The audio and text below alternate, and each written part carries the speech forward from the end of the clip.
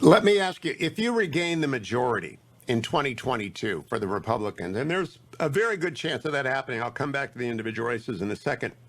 Would the rule that you applied in 2016 to the Scalia vacancy apply in 2024 to any vacancy that occurred then? Well, I think in the middle of a presidential election, if you have a Senate of the opposite party of the president, you have to go back to the 1880s to find the last time a vacancy was filled. So I think it's highly unlikely. In fact, no, I don't think either party, if it were different from the president, would confirm a Supreme Court nominee in the middle of an election. What was different in 2020 was we were of the same party as the president, and that's why we went ahead with it.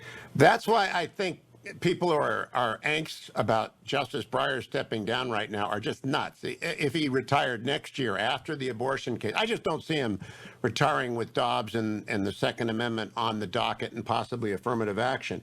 Now, let me ask you about the key thing, leader, about the 2023 term. Again, if you were back as the Senate Republican leader, and I hope you are, and a Democrat retires at the end of 2023, and there are 18 months, that would be the Anthony Kennedy precedent. Would they get a fair shot at a hearing? Not a radical, but a normal mainstream liberal?